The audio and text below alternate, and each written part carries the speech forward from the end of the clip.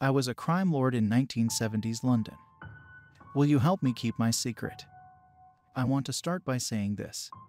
I wasn't a gangster. I don't like the word. Didn't then, still don't. I was a businessman. My business just happened to be crime. Here's the thing though, right? I've been a straight goer for 30 years now. The old Bill never managed to nick me, to catch me on the job and send me down. I got out as soon as I had enough scratch to fly off to Ibiza and stay low. That's where I'm writing to you from, my sunny bungalow while wife number 5 makes martinis and I enjoy a Mediterranean breeze I don't deserve. She barely speaks a word of the Queen's. I'm not too good at Spanish. Neither. There's something I've wanted to get off my chest for a few years. Due to, well, the doctor advised yesterday that I cancel any long-term plans. If I don't share this now, I won't get another chance. Bless wife number 5, but she ain't the ear I need on this one. I need someone who'll understand my words. All my words. I'm still wanted back home. And I don't know who in the old crowd is trustworthy these days or even still breathing. So you lot will have to do. Now, I got up to a lot of things back in the day. More'n one fella caught a slug in the chops to pay for the years of paradise I've enjoyed. Am I guilty? Nah. That's not what this is about. I never done someone that weren't holding a shooter or a blade themselves. This ain't a remorseful confession because I don't have any. It was what it was. Which was business. This ain't about what I did but what I saw. And how I learned I'd never come close to the depravity of what real evil is. A single night, halfway through my stint as Bethnal Green's Billy Big Bollocks. The only night I wasn't the most dangerous thing in the room. The year was 1976. I don't remember what month, but I know it was winter because I was freezing my tits off. I had 3 of the lads with me. Big Steve, Nicky the Shimmy Shaker, and Screwloose. Big Steve's name was ironic. He was a little fella, barely over 5 feet, but he had a mean kick and wasn't afraid to kneecap anyone dumb enough to cross me. Gangling awkward Nicky was known as the Shimmy Shaker because of the way he'd bump and fumble into oblivious tourists, and walk away with their wallet, jewelry divided by etc. Young Nicky was good in a scrap, and of all the firm he was the one whose loyalty I never questioned. As for Screwloose, well, you only get a name like Screwloose one way. And that's why he only came out on jobs like this one. The big jobs, the ones where you know it's going to get bloody. Only the 4 of us knew the job was a job. Or so we thought. Turned out the 6 fellas from the Turkish gang setting up on my turf had a job of their own. It was supposed to be a meet. A negotiation. I'm a sly bastard. And I'd intended to negotiate by way of Screwloose sawn-off shotgun named Elvis. The Turkish fellas were also sly bastards. And they'd had the same idea. So yeah, we'd gone down to that warehouse to ambush a bunch of mugs who were there to ambush us themselves. Both sides had agreed to the warehouse because it was the kind of place you had meetings like this. Quiet, remote, far away from prying eyes and listening ears. Slap bang in the middle of an abandoned industrial estate easily a few miles across. Perfect for business of the criminal variety. Chosen by me because I knew it was too isolated for gunshots to be overheard. Accepted by the Turks for exactly the same reason. Now, seems quite dramatic, don't it? Thing is, in my line of work that should have been any other night. That was a standard blooming Tuesday for me. Why else do you think I kept a guy named Screwloose on the firm?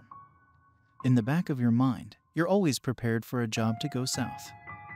We learned as soon as we opened the warehouse door that our idea of south was nowhere near southern enough. What we found wasn't a job that had just gone bloody south. It had gone Scott's Lost Bloody Expedition Antarctic South. Remember how I said Big Steve was my go-to guy for shattering kneecaps? Yeah, bastard wasn't exactly squeamish. The aftermath of what must have gone down just before we arrived had him chucking up pie and mash. Young Nicky started sobbing. Wasn't a good look, that. Kind of thing that would have got him a slap on any other night. Thing is, given what we were staring at, I understood. If I wasn't pushing 40 at the time and hardened to the world, I'd probably have done the same. Even Screwloose muttered a Jesus bleeding Christ under his breath. We'd been expecting 6 Turkish fellas. We'd expected them to be breathing. We found 2, and they weren't. Bloody hell, Archie. What do you think of Pendare? Big Steve said after he'd pulled himself up from painting the floor. This weren't no argy-bargy Arch. This weren't no ruck. Don't you think I can't see that? Steve, mate. Course this weren't no bloody fight. Look at the bloke at the bloody table. He's missing the back of his bonds. What do you think could have done that? I raised an eyebrow at Big Steve. He was pale, and though he did his best to hide it, I could see the tremble in his fingers. The shooter, Arch. A big one. This time it was Screwloose speaking. His knuckles were tight around the outline of Elvis. His own big shooter, tucked inside his trench coat. Right, you are Screwloose. Exactly. Only thing what could have done him in like that is a shooter. A big bloody shooter. And what about the other fella, Archie? This was Nicky the Shimmy Shaker. Quiet and sniffling. The other. Well, bugger me sideways, Nicky. I have no bloody idea. I do know this whole mess leaves a big bloody question, though. What's then, Arch? Screwl once more. No tremble here. Just that usual cold edge. Simple Screwloose. Me all chum. The question this raises is who the fuck has balls so big they think they can get away with this Jack the Ripper shit on my bloody turf? The anger in my raised voice bounced off the warehouse walls. Was I actually angry? Of course I was. Showing it was a choice, though. I wasn't only angry. Anger wasn't even most of what I was. I had to inflate my own rage to put on the face-saving bravado I needed. I couldn't let the lads see what else I felt. The emotion that outweighed my ire tenfold. For the first time since I was a nipper on my first job, I was afraid. I don't care how tough or big you are. I'm as hard as they come, mate. Didn't matter. Nobody could have walked into that carnage without feeling their gut drop through a trapdoor. Ho MSW at home. The words were daubed on the wall behind Mr. Blown-Out Bonds. Each letter was as tall as Big Steve, easily. It was obvious what they'd been painted with. I'll give you a clue. It's dark red and bloomin' difficult to clean out a carpet. I ain't talking about wine or tomato sauce neither. The poor bloke with exposed brain matter was slumped forward on a table. There was an empty chair opposite him set up for the meet that never happened. If I'd have lifted his head, he'd have been Erdem Akbas, my counterpart in the Turkish firm. Well, what was left of his face would have been Erdem Akbas. The suit was too nice for the almost headless corpse to belong to anyone else. So was the chrome-plated pistol he'd been midway through drawing when he'd gained a new orifice. His grip was still tight around the handle, the flashy shooter hanging halfway out the holster. It wasn't him that turned my stomach, though. The other bloke did that. The one whose blood was used to paint the crudely spelled message on the decaying brickwork. We knew the blood hadn't come from Erdem. Erdem's was pooling all over the table, dripping a little over one edge, but hadn't traveled far from his head wound. The blood used as ink could only have come from the poor bastard scattered in about a dozen pieces. If I didn't know any better, I'd say he'd been blown up. I did know better, though. A few summers prior, we'd moved some hand grenades for a less than patriotic business associate in Northern Ireland. I had a guy on my crew we used to call Hansi Eddie. I didn't after the grenade job. I'll let your imagination do the rest. Yeah. The unnamed Turkish footman in the warehouse hadn't been anywhere near an explosion. We'd had to scrape Hansi Eddie's remains off the walls after the accident. Aside from the crimson writing, the walls of the warehouse were, well, they weren't clean, but there was nothing on them besides London soot and grime. Plus, the bits of Hansi Eddie we buried were ragged and burned. There were no scorch marks on any of the chunks of flesh strewn about the meeting space. No fabric melted to the skin. The cheap suit the poor bastard had been wearing was in tatters, spread everywhere like polyester confetti. The pieces of the Turkish footman weren't ragged. Neither. He'd been taken apart evenly, been segmented, split. The precision where torso had been torn from limbs was almost surgical. I wasn't a stranger to what a man's insides looked like. I'd even seen my own more than once, before I learned never to take your eye off a man with a shiv. I'd never seen anything like this. None of us had, not even Screwloose. A thigh here. A calf somewhere way over there, fingers flung about the place, guts and gizzards splayed out in a heap. The only part that hadn't been discarded was the poor bastard's head. Whoever done this has driven the biggest iron spike I've ever bloody seen through the Turkish footman's face. The sick bastard had nailed the severed head to the wall, hanging it like a pride of place hunting trophy above the message. In my time I'd done a lot of bad things any straight goer would recoil at. I don't lose no sleep over it. I was a criminal, but that didn't mean I was unethical. I wasn't a gangster. I was a businessman. I had rules. 3 things that never got moved on my turf: gear, non-sea material, and people. Other than that, anything was fair game for me, especially violence. Extortion, torture, murder, etc. However, no matter how much I wanted them dead, my vendetta against the Turks was business. No part of me thought any of them deserved anything close to what they'd been given. I don't know how long we stood in that warehouse doorway before Screwloose walked in to get a closer look. Crazy bastard didn't bother to step around the eviscerated remains. Just plowed straight through till he was underneath the crudely written message. "This is a bloody mess. Arch," he eventually said. "Excuse my French, but fucking hell. This weren't no job, mate. This was a bleedin' animal what done this." I followed Screwloose to gaze up at the mounted head. It was harder to mask my worry this close, especially with Screwloose visibly shaken. Big Steve was my go-to chap for cracking kneecaps. I called Screwloose when kneecaps weren't enough. He was a few years older than I was. Old enough to have held a rifle during the last few years of the war. He'd done and seen some things out there in France. Things that made taking a power drill to a man's Achilles tendon or closing a vice around their family jewels no big ask. When we heard the scream from deeper in the warehouse, I was almost glad for the distraction. Almost. WHWH, what the hell was that? Nicky's hand was tightening around the crowbar tucked into his trouser leg. Big Steve already had a switchblade in one hand and his token hammer in the other. I reckon that's where we'll find the sick bastard what did this. My own fingers were already finding the snub-nosed .44 holstered at my right hip. "Steve's right, Nicky. Whoever done this can't have got far. Blood's not even dried yet," Screwloose murmured, scratching one of the glistening letters with a dirty fingernail. "Right, exactly."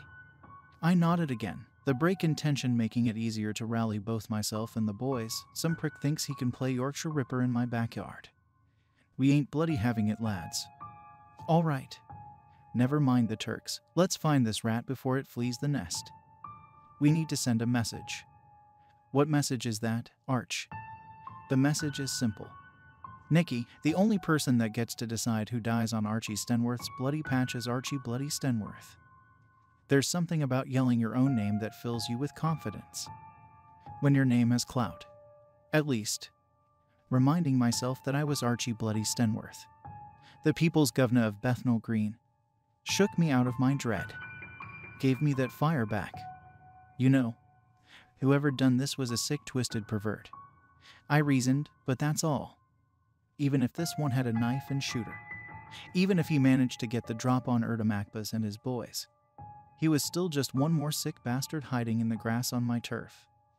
We knew how to deal with them, whether they got their kicks from kids, corpses, animals, or whatever this was. The solution was always the same, and it always worked. This was the rationale that gave me the strength to lead the boys into the shadowy depths between the rows of shelving. Even Nicky the shimmy shaker managed to pull himself together at the sight of me charging in the direction of screaming, shooter in hand and fury in my eyes. My bravado wasn't false now. You didn't get far in my line of work without learning to snuff your fear. I was Archie Bloody Stenworth, and I was ready to go and do what Archie Bloody Stenworth did. So yeah, my fearlessness was genuine for all of about 3 minutes. Maintaining it became effort again the moment we found the hole. It was in the furthest corner of the warehouse, hidden where the shadows cast by flickering strip bulbs curled and ebbed at their thickest. A gaping cavity in the solid concrete, twice as wide as a tube tunnel and descending at a sharp angle into much purer darkness than the cloying kind within which we stood. Reckon that's where we'll find M. Screwloose said, once more fingering Elvis through his thick leather coat. Yeah, I agreed, fighting the urge to gulp. I reckon you're right, Screwloose. What gave it away, mate? Was it that dead bastard over there? That one up there, or the fucking screaming? I paused. Excuse my French, lads, sorry. I don't want to teach you how to suck eggs. You know the screams were coming from the hole. Of course they bloody were. I'm not going to insult you by pointing that out like it's some big surprise. If we'd found that hole and the screaming weren't coming from it, I'd have been a bit flummoxed. Finding the hole was a shock, though. Nothing I knew of could drill a hole that big and precise through concrete, especially not in the few days since we was last at this warehouse. Hole-induced shock alone wasn't what knocked the wind. I'd only just found out my sails. It was finding Turkish goons number 2 and number 3 along with it that gave me a tight chest and breathing I had to consciously keep steady. These new poor dead bastards were dressed in the same cheap polyester. Goon number 2 was hanging over the lip at the other side of the hole, and was mostly intact.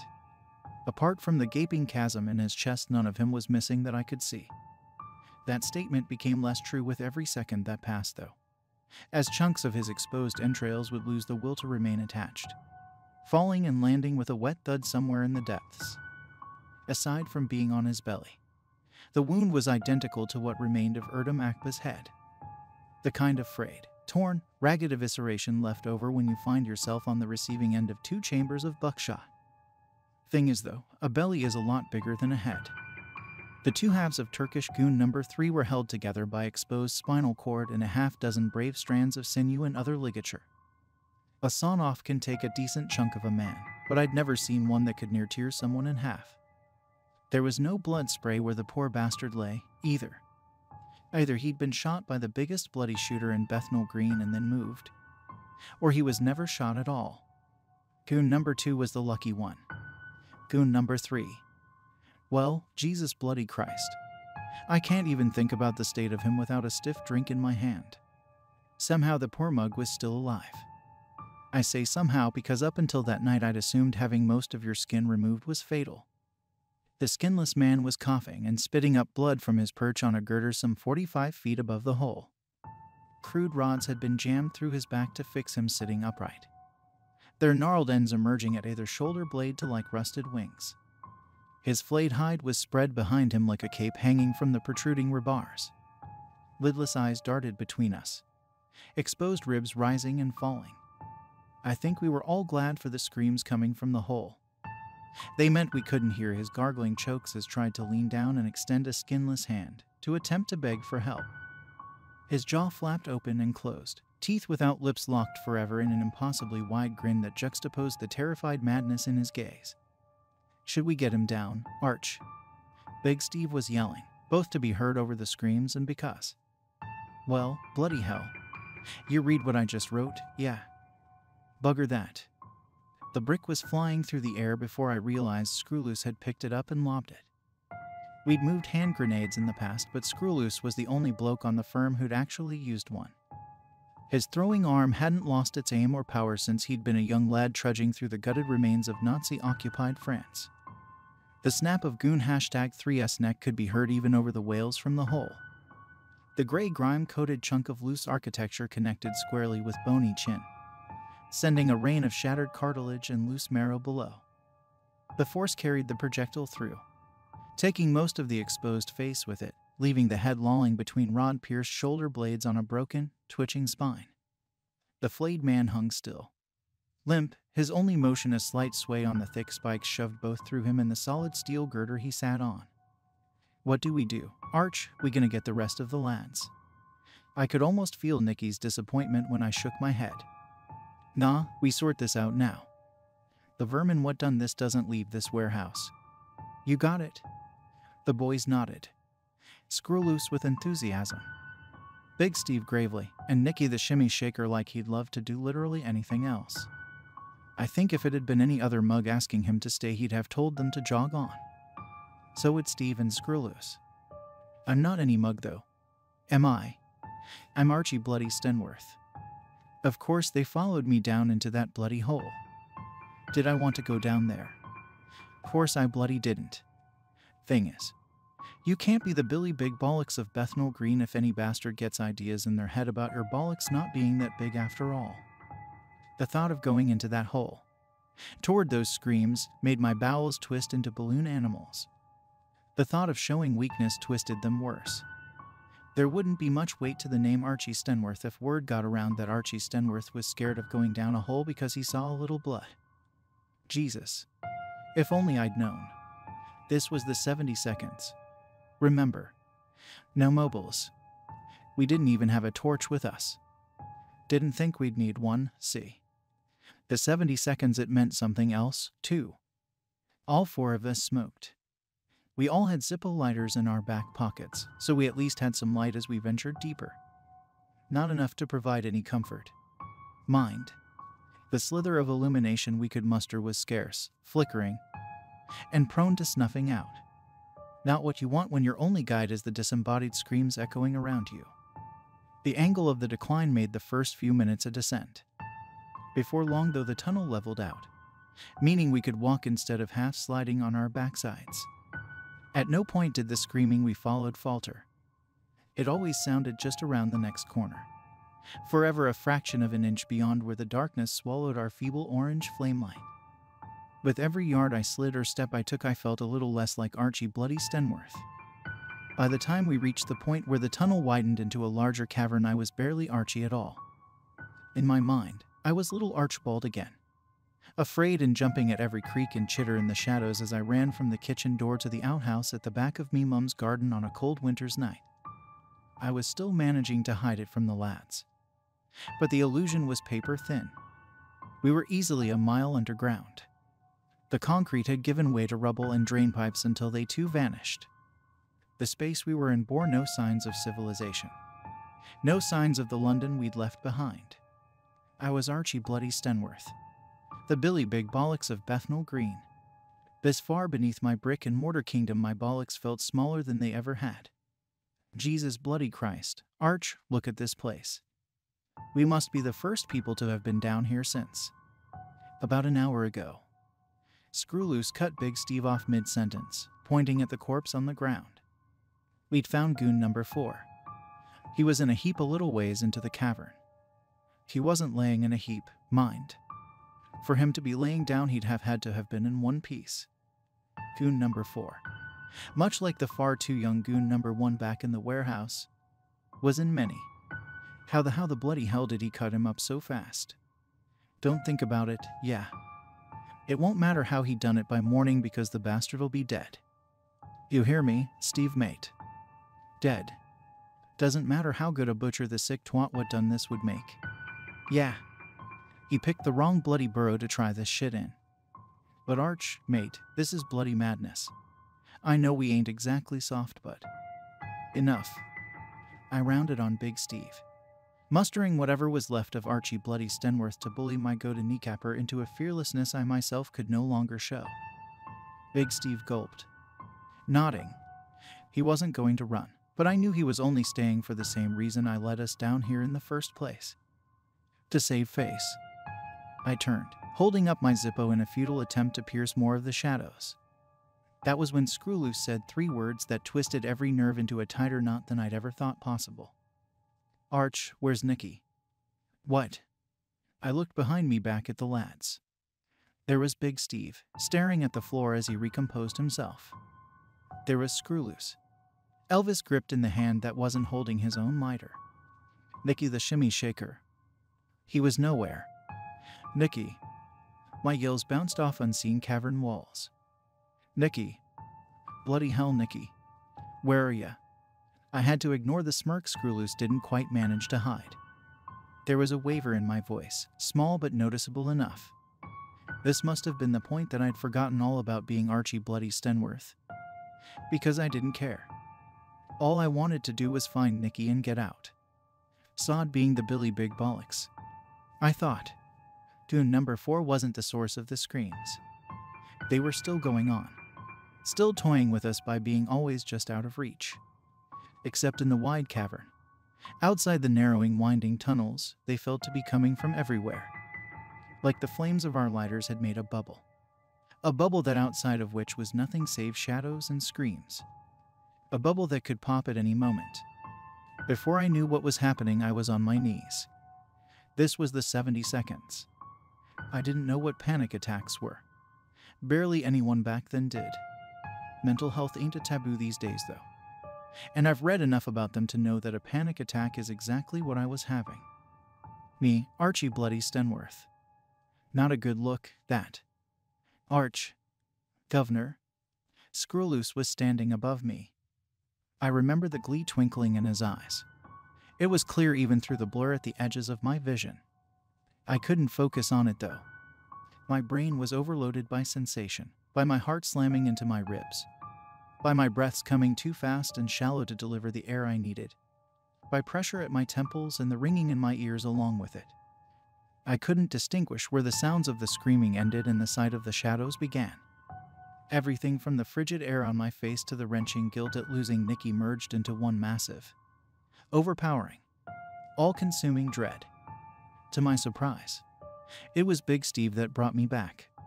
Snap out of it, Arch. We need to find Nikki. I'd never been so happy to feel the sting of a slap on my cheek. When my breathing was slow and I was aware again, I was looking up at Big Steve. He was holding out the same hand he'd caught me across the chops with, his expression terrified but understanding. I'll tell you what. If Big Steve made it out of that cave, he'd have got a promotion. He pulled me to my feet so I could dust myself off. Sorry, lads, don't know what came over me. I coughed.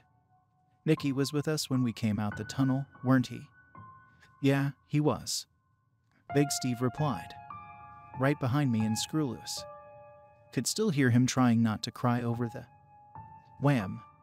Even Screwloose jumped when the heavy object landed between the three of us. The wet slam as it connected with the churned earth was so loud we all fell backward, pushed by the shockwave of the impact. As a reflex, my eyes closed. That meant I couldn't see the warm liquid that carried on the pressurized air, the wetness that splattered across my face. I didn't have to. Enough drops found my open mouth. I knew that metallic tang immediately. It was Big Steve that opened his eyes first. Jesus bloody Christ, Nicky. My own eyes snapped open. In less than a heartbeat, I was back on my feet, yelling at the folded heap of snapped limbs and twisted joints laying at them. Again, I didn't come here to insult your intelligence. You know I recognized that face, even though the jaw had been carved in, the nostrils wrenched open, and the eyelids sliced off. It's obvious to anyone with half a brain cell in their noggin whose mangled corpse was staring back up at me, dead-eyed and mid-scream. All I could think about was how I would break the news to his poor mom. Nicky. What the bloody actual hell? Screwloose didn't sound afraid. He sounded furious, which, for a man like Screwloose, was probably the same thing. He lifted his lighter as high as he could. Big Steve and I followed suit, all three of us straining to see just how in the actual Christ Nicky had managed to fall from the stalactites hidden so far above. That's when we saw it for the first time. Thanks to Elvis, we only caught a glimpse. Unfortunately, the moment we spotted it, Screwloose squeezed his trigger finger. The half-second we had was enough to make out a pair of vast, circular surfaces peering down from the shadows. Orbs that barely reflected the lighter light, only catching enough of the flicker for them to let us know we were being toyed with. Bloody hell, Screwloose. How you gonna hit it from that far with a bloody buckshot? He didn't answer. He was already sprinting into the dark in the direction the eyes had vanished. Don't ask me why, but Big Steve and I followed. I regret that Big Steve never made it out. And poor young Nicky, of course. I never could find it in myself to give a monkey's about Screwloose, though. We'd been running after him for about 5 minutes when the light from his Zippo vanished. Big Steve and I stood, our own bubble of light now pathetically small. Arch. What? You noticed that? What? Screwloose fucking vanishing.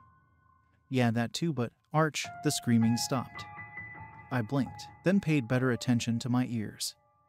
Sure enough, the always distant screaming we'd been following had ceased. There was no sound save the thumping of blood rushing through my eardrums with every heartbeat. Except, after a few moments, I realized that wasn't all I could hear. There was another sound, deep and low and faint.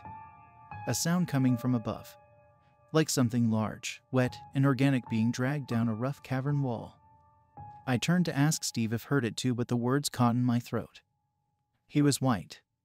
Not a single ounce of pigmentation remained on his clammy, tear-streaked face. That's not what left me speechless, though. What left me speechless was his trembling, extended finger. He was pointing at something behind me. Every shred of sense I possessed protested as I turned. It was the slowest quarter-second I've ever experienced. By the end of it, I was openly screaming for the first time since my old-dad chased me around the house with a belt. There, dangling upside down a few short inches from the tip of my nose, was Screwloose.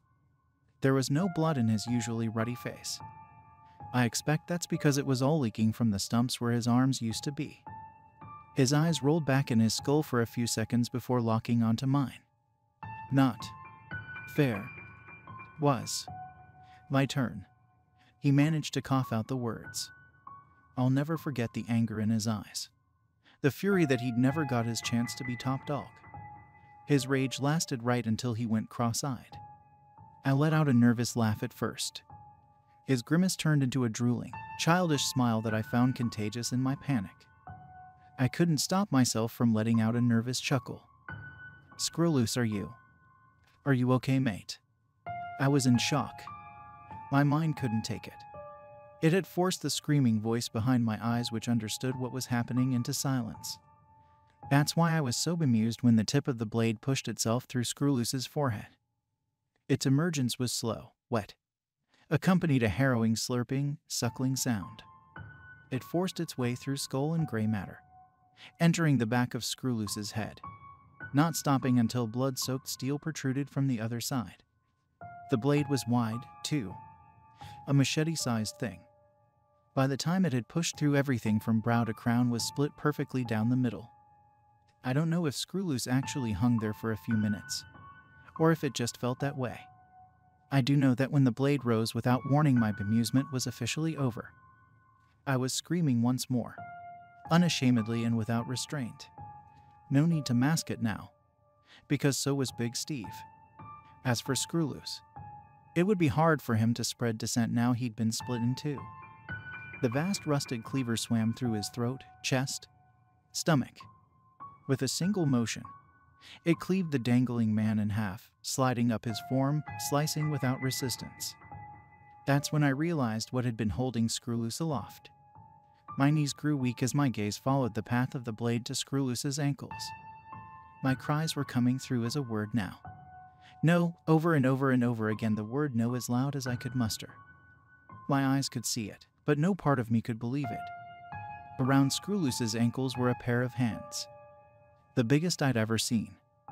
Thin fingers as long as broom handles curled across his legs, wrinkled leather palms the size of dinner plates crushing one calf each. Then, from behind the two pieces of Screwloose, the third arm rose, the one holding a rusted machete both as long as a man and sharp as razor wire. I had just enough wherewithal to notice sticky peeling noise. Unfortunately, I didn't have enough to realize what it meant before I could will myself into doing anything other than yell no. The arms holding the halves of Screwloose pulled apart. We were still screaming when the butchered segments were thrown into opposite ends of the darkness, tossed outside our light bubble with such force that our cries didn't mask the loud snaps and cracks of bone. I didn't look behind me to see where they'd landed. I couldn't look anywhere except straight up. Neither could Big Steve. I couldn't even form a no anymore. All I could do was create noise. Project Untainted Terror, and hope my legs would take over and carry me back to safer, saner pastures. Sorry about the mess. I wasn't expecting visitors. It wasn't me or Big Steve that spoke. The raspy, monotonous, childlike words came from the waking nightmare lowering itself into the flame light. The thing was hanging from the stalactites by threads of glistening mucus as thick as a telephone pole. The fat, bulbous body was the length and depth of a double-decker bus. The closest thing I can compare it to is a maggot, or the swollen egg-spewing abdomen of an externally pregnant queen ant. At the other end of the behemoth larval form, directly above us, were 8 arms. Each was twice as long as I was tall, but so thin as to appear brittle. The trio of limbs that finished screw loose were part of a cluster of 4 sprouting from a pulsing tumor-like growth. The thing had one of these bulges protruding from behind each ear, the talon-fingered arms framing its vast head like mandibles made of avian legs by an insane taxidermist. The 4th arm on that side held a huge burlap sack, dark, fly-covered, and dripping black ichor. On its opposite flank, it held nothing save for a man in a cheap polyester suit. Not that it mattered anymore, but we'd found Goon number 5. Goon number 5. Bugger me. Goon number 5's low-price suit was more or less intact. Only the back of his jacket and orange shirt had been torn open. So had his spinal cord. Once more the thing had opted for a clinical cut instead of ragged buckshot-mimicking wounds. Goon #5's back had been sliced vertically, skin and muscles peeled back to reveal a column of vertebrae. The interlocking bones of his spine had been cracked open like yellowed ivory clams. Goon #5's web-like cranial nerves were exposed to the open air, dry and twitching with the spinal fluid they needed completely drained. This unnatural cavity ran from Goon #5's lower lumbar all the way up to the base of his skull. A portion of this too had been cracked open. A swollen welt of undulating brain tissue bulged from between perfectly sawn fragments of cranium. Goon number 5 twitched and moaned in the thing's arms, suspended by talon-like digits grasping his head, neck, and groin. The 4th hand was running an index finger up and down the perimeter of the wound. It moved gracefully, like a dying man stroking their beloved's cheek for the final time. I didn't want visitors. You're a bad landlord, Mr. Stenworth. Hearing my name crushed my lungs and kick-started a wave of diaphragmatic spasms. My gaze moved from the groaning Turkish footman to the face at the center of the arms. It was human in shape, but no bloody human has a head the size of a van. I wish that's where the details I have to share ended. A van-sized human head would have been bad enough. Right? I should be so lucky. This thing, the thing that had massacred some of the hardest men in London, had the face of a baby. A colossal, slime-coated baby. Its pudgy cheeks and beef joint button nose were pale, translucent, and beset by a network of varicose veins. The fat lips were caked in all shades of red, both bright wet crimsons and dark crusted purples. A trail of drool dangled from one corner of its toothless maw. Worst of all was its wide, sewer-plate eyes. They were perfect circles, exactly like eyes in a cartoon or kid's drawing. The angle of their surface was wrong. They were flat, almost concave, closer to those of a fish or reptile. Their coloring was human, but only just about. Unblemished whites, thin gray irises, pupils the shade of bottled interstellar voids. A dead, glassy gaze that bore through me like I was so much earth and concrete. The bottomless pupils didn't move as the distended hands that discarded screw loose like unwanted banana peel grabbed Big Steve. Arch, help. I didn't help. I couldn't. Instead of raising my shooter, I listened to it clattering on the ground.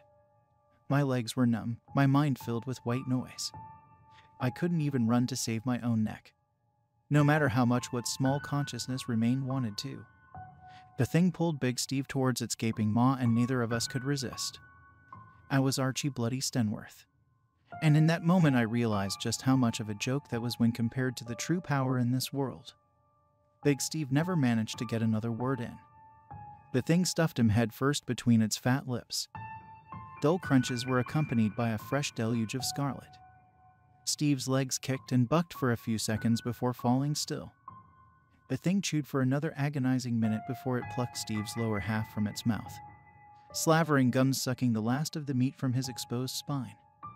It placed the legs into the dripping sack, licking its crust-coated lips, gaze still never leaving my own. Please don't be a bad landlord again. You interrupted my music. I could feel its cold breath on the back of my neck as I ran. My feet found themselves again. Some things are just too much. You know, once you get to a certain point, that primal instinct kicks in and you just go. For me, that moment was seeing the purpose of Goon number 5's injury. The thing lowered the Turk toward me, making sure I got a good view of the stringy cranial nerves in his cracked spine. Music. The thing's free hands were moving before my brain had connected the dots. By the time it had, I was already rushing through the darkness away from the insanity playing out in the flamelight. Goon number 5's bestial howl started the moment a talon tip touched an exposed nerve. That's what tipped me past the point of doing anything but running. The music the thing was talking about. It was the screaming we'd followed. That's the sight that broke the proverbial camel's back. Those avian digits plucking at the open nerves of Goon number 5's spine. Purposefully stimulating pain receptors, playing him like a fucking instrument. I don't know how my legs found the tunnel, or my arms the purchase to climb. I wasn't aware again until I was sat in the Mini Cooper, sobbing uncontrollably into the steering wheel. I didn't look back as I sped off fast as I bloody could. I couldn't have even if I'd wanted to. I knew I couldn't handle seeing those glassy sewer plate eyes watching me from the gloom behind the broken windows. I never went back to the warehouse. I had the boys fence it off, make it appear condemned. A fair few junkies and homeless types wandered in over the years, but none of them ever wandered out. As far as the firm was concerned, I was the only survivor of a meat gone south. I only managed another 15 or so years before retiring. My heart wasn't in it no more. You see, not after finding out the horrors waiting below the streets I lorded over. Soon enough my heart won't be in anything no more. Kind of funny, when you think about it. After all the things I've done and seen, in the end it'll be a bum ticker what gets me. Thanks for listening to my story. It feels good getting it off my chest. I only ask one thing of you. The kind of people that know me aren't the kind of people that stand still long enough to read something this long. If, by any chance, you hear my name mentioned in conversation, you tell him something. You tell him, Archie Stenworth. That man weren't afraid of nothing. That's all I'm asking. I want you to keep up the lie. The myth, the legend. I'm trying to compromise. You see, I don't want to die with secrets, so I'm spilling them to folk I know I can trust to keep 'em. I'm Archie Bloody Stenworth. And for one night I was more afraid of something than any man before or since. Let's just keep that between us though, eh?